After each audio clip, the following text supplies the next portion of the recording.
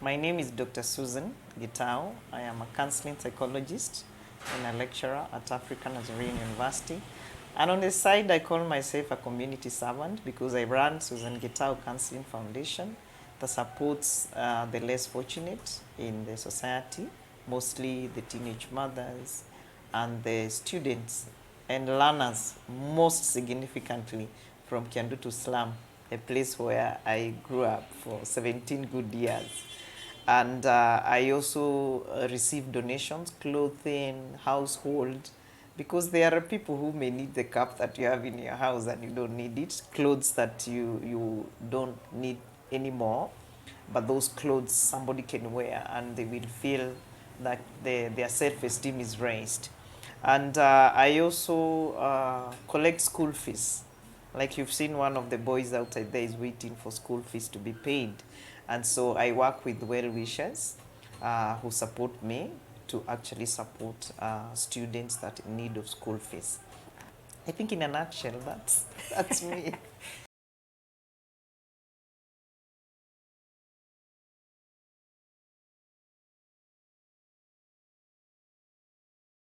There's a lot of anger that people need to ask themselves, where is this anger coming from?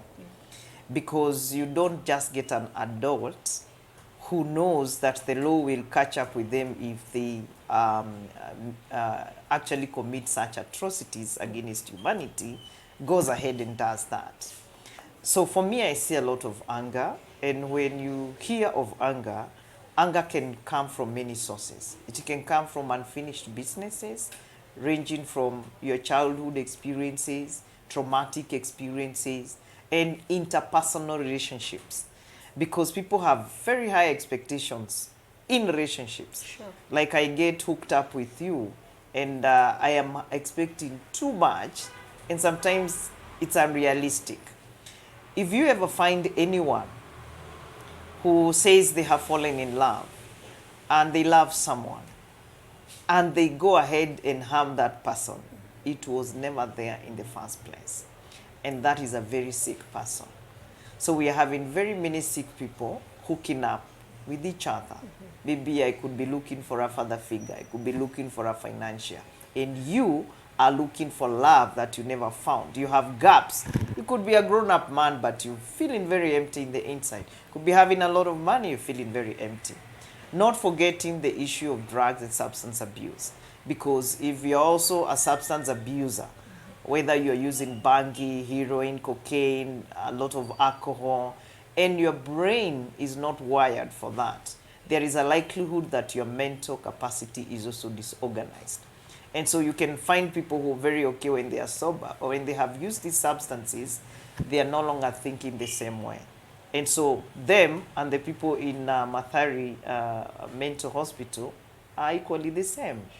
And so I would like to say people don't know each other very well when they're getting into relationships. And when you find yourself jumping into a relationship so fast, what is it that you're trying to fill in? What is that emptiness? When I get to meet you, Juliet, and I don't even know you, I accept gifts you're giving me, I need to question. So in our days, when I say our days, there are a couple of years passed by. You could not even buy me andazi. I will question, why are you buying me? I could not even receive your money, because why are you giving me that money?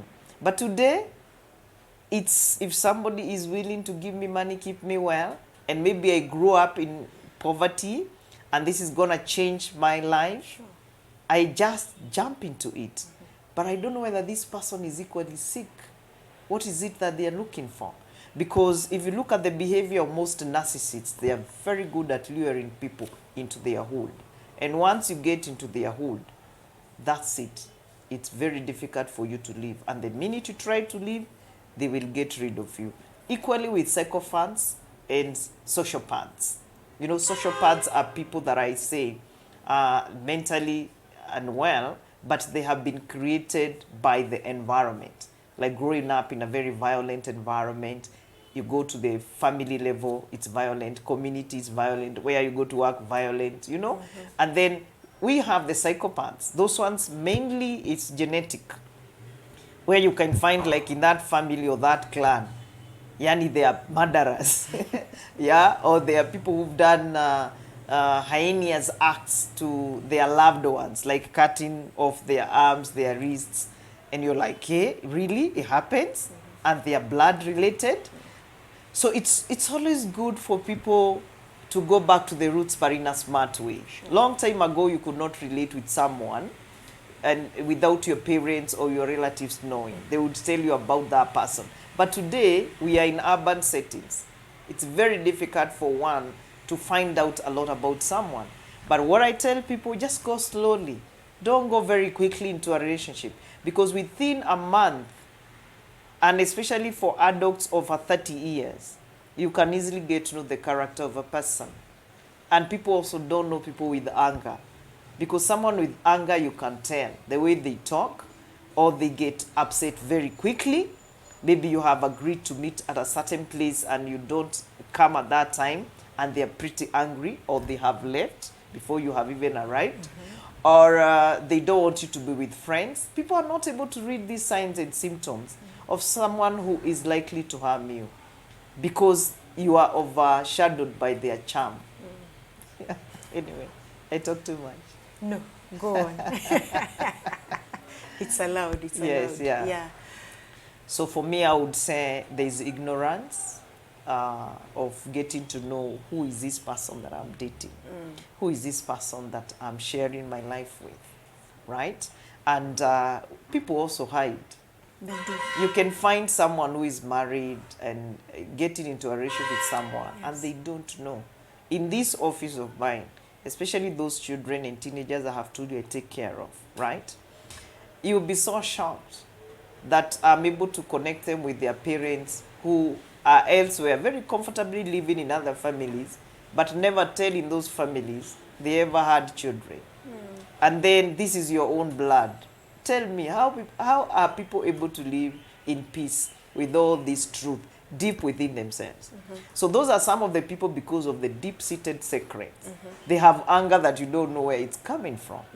We also have people living with secrets in their lives that are not worth keeping. And so it means the system is not settled. So you can imagine, probably, if you are a married man, you get into a relationship with a young lady, and she doesn't know you're married. And then one day she discovers, and that was never in her dream, to be in a relationship with a married person. Yes. So they try to leave. It is not one case or 10 cases I have encountered here. And the other person now says, no, I have invested so much in you. So tell me, keeping such secrets, is that person really functional? Is that person really normal? And you know, the law in this country allows them to be polygamous if they so wish. Yes. Yeah? So you even ask yourself, what is it? So it's a high time, I think, people had candid talks. If you're marrying a second wife, tell your first wife. If she wants to leave, she will leave. If she wants to stay, she will stay. Tell the person you are hooking up with that you're married as well. So if they want to live with you, they live with you knowing that you're married and they're coming in as a second wife. There can be peace. So these secrets are also contributing. These love triangles are not really doing us good. Yeah.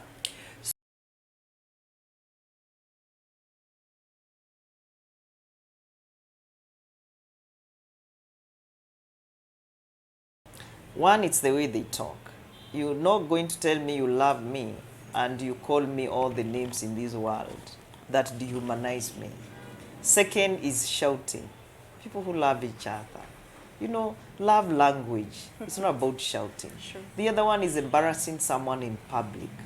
Talking to them in public the way you want. that person will do anything to you. The other one is someone who keeps belittling you. Anything you do, they're bringing you down. And you're like, wow, it's like you forgot who you were in your entire life since you met them. Because they're always criticizing you, criticizing what you do, criticizing your friends. Because at the end of the day, what they are doing is they want to leave you with them alone. Sure. So the day they never harm you, you will have nowhere to run. The other thing is somebody who makes sure that you don't become independent. They want you to be dependent on them with everything. Everything. That is suffocating someone. The other thing is when somebody keeps singing to you what they've done for you. You know, that I've done this and this for you. Just know.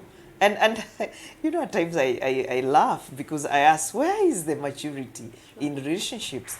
Because you have seen people, someone buys you a gift, and when you guys are not in a good relationship, you say, bring your gift, bring my gift. I have seen women, their cars withdrawn by their husbands. Yeah. I have seen boyfriends and girlfriends do the same. I have seen even people who've been in long marital relationship. Somebody says you're not going to stay in my house, and that person has their children, for example. So it's important to know anybody who doesn't want you to be independent is likely to harm you. Because if you love someone, that old saying is still true. Set them free. If they ever come back to you, they were meant to be yours. If they didn't, why are you struggling? So I also see people in this life who struggle a lot for love. And let me tell you, it is very paradoxical. How do I say you are being part of me makes me happy, and if you're not there, I am not happy? What does that tell you, Juliet? That we don't know how to love ourselves. Yes. So if you also find somebody who will neglect themselves at the expense of you being their partner, that person is dangerous to you as well.